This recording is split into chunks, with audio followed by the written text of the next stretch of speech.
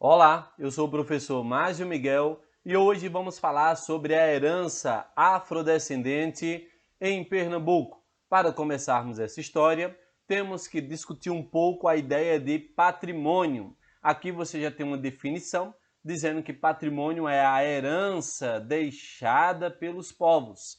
Neste caso, podemos entender que essa herança deixada pelos povos ela pode ser de caráter material, isto é, coisas concretas, a exemplo do artesanato e pinturas rupestres. O patrimônio ele pode ser de caráter imaterial, quando é relacionado à ideia de saber fazer, que neste caso seria lendas, danças, jeito de fazer uma comida e assim por diante. Neste caso, percebemos que essa herança deixada pelos povos, elas podem ser classificadas também em ambiental, que é o caso de uma trilha indígena.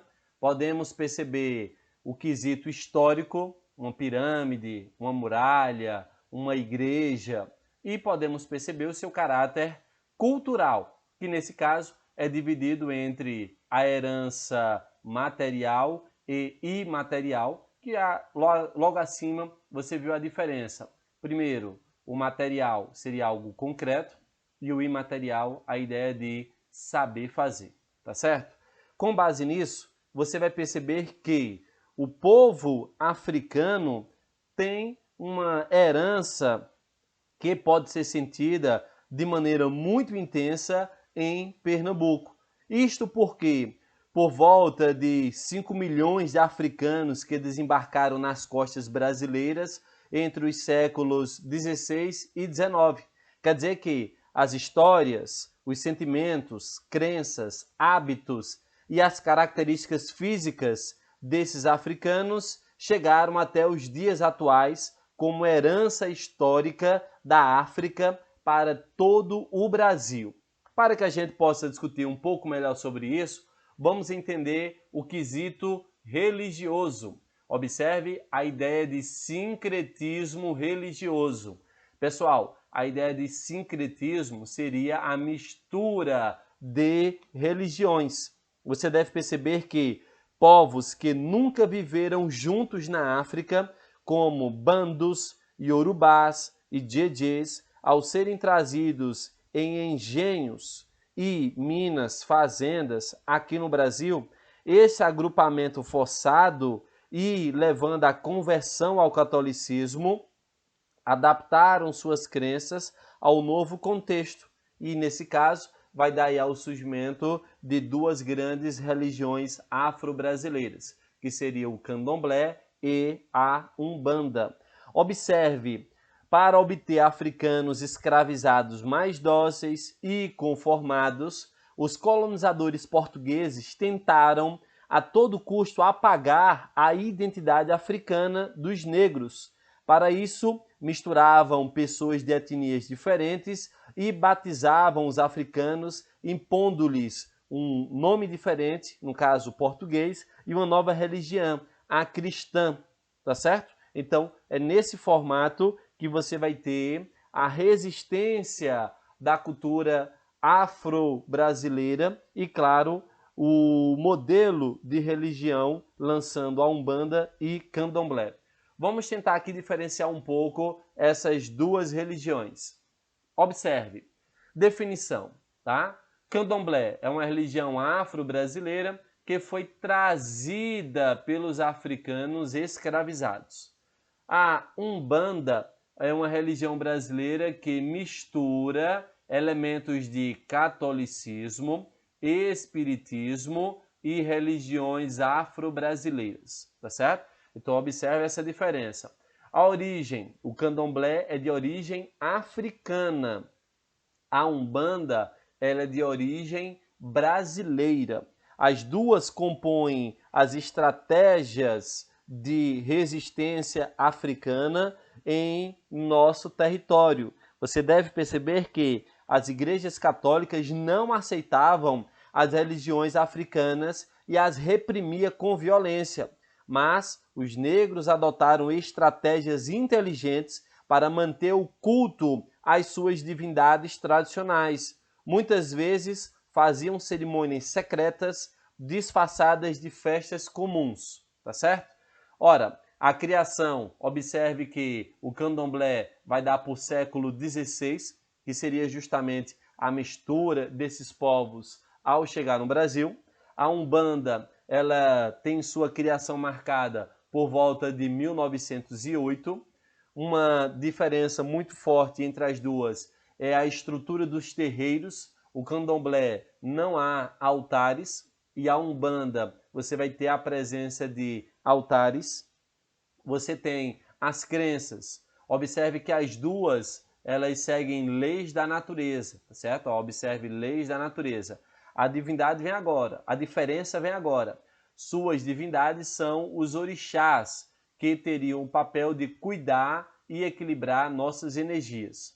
Já a Umbanda, ela traz essa ideia de plano espiritual, além dos princípios de fraternidade e caridade, que são características do cristianismo, tendo aí a referência de Jesus Cristo. E você tem agora uma marca que seria os orixás. Observe que são ancestrais divinos, que são deuses da natureza, para o grupo do candomblé.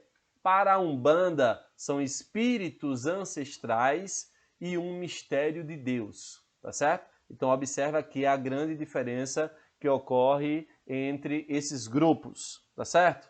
Ora, outro ponto muito importante da herança cultural africana seria a expressão musical. Você vai ter aí o caso do maracatu, do samba, do choro e bossa nova, que fazem parte do repertório que tem influência africana. Aqui você tem duas imagens, tá? O maracatu com essa roupa bem colorida e marcante, e aqui você tem a dança do batuque do alemão Ruengas, que é uma pintura muito famosa desses grupos, tá certo?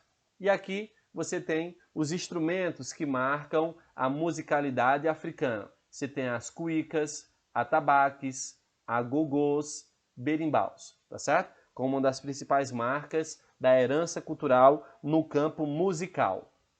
No caso do maracatu, é uma manifestação africana em que seus festejos são marcados por danças, músicas, vestimentas e, claro, a religiosidade africana.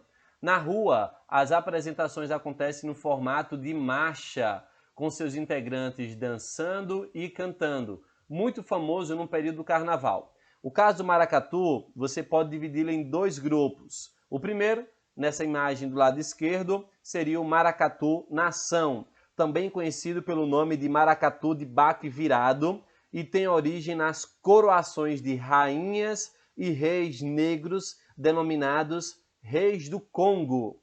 Já na imagem direita, chamada de maracatu rural, também conhecido pelo nome de maracatu de baque solto, tem aí uma ideia de misturar um pouco com o sentimento rural. Observe que os movimentos de ritual para inibir a reação de um possível inimigo.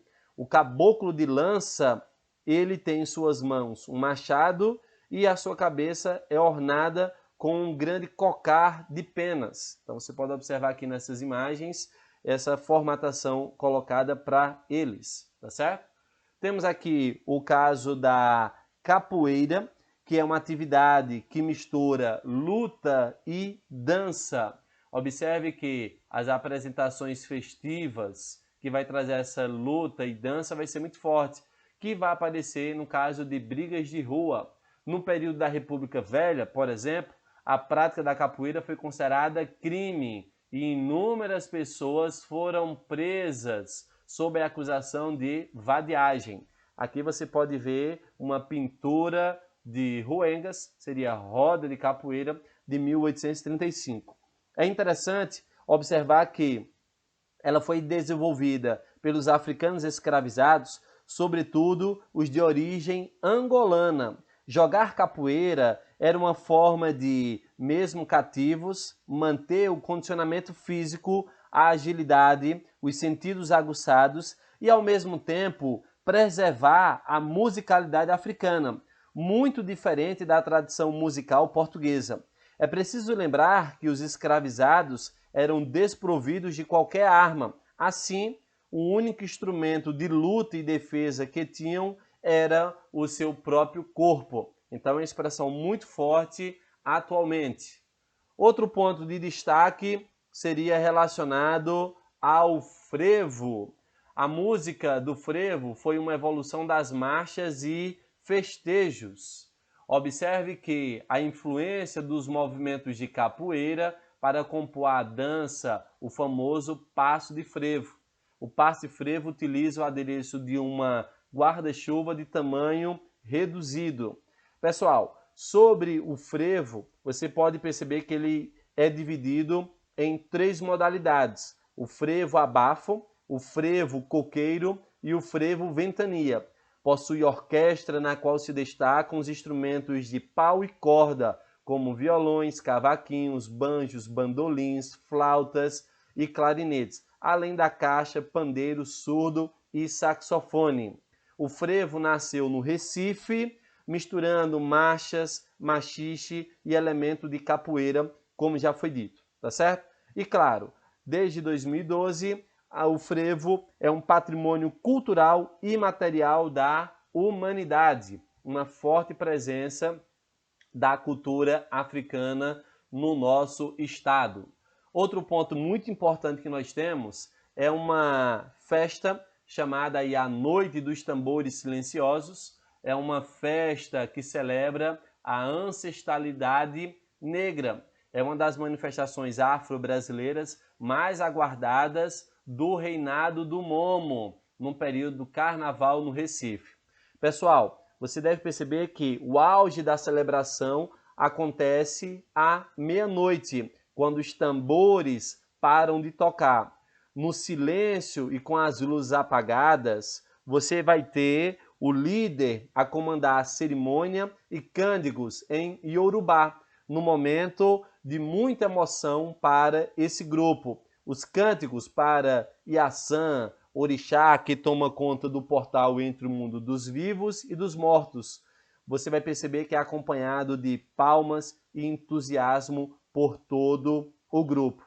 O local onde acontece a festa não é por acaso. O Pátio do Terço carrega a história dos antepassados negros. Lá funciona um dos primeiros terreiros Nagô de Candomblé em Pernambuco. Então perceba que essa festa, a Noite dos Tambores Silenciosos, o local em que ocorre é carregado da herança africana em nosso estado. Outro ponto importante seria as palavras e comidas brasileiras com influência africana. Aqui você tem algumas dessas palavras. Bagunça, que significa desordem, baderna. Farofa, alimento cheio com farinha de mandioca frita e manteiga ou a óleo. Você tem um cafuné, carinho feito com a ponta dos dedos na cabeça de alguém. Fubá, farinha de milho e arroz. E claro, você tem aí diversos alimentos: quiabo, melancia, jiló, café, pimenta malagueta, inhame. São exemplos de alimentos que têm uma forte influência africana. Outro ponto importante seria falarmos sobre as Irmandades Pretas, que é conhecida como Igreja de Nossa Senhora do Rosário dos Pretos.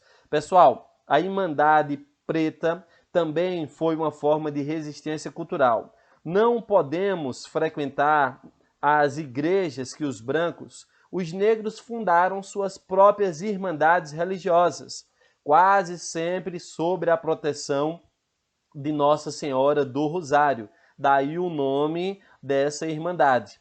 Por meio dela, eles vão construir uma série de ações muito importantes.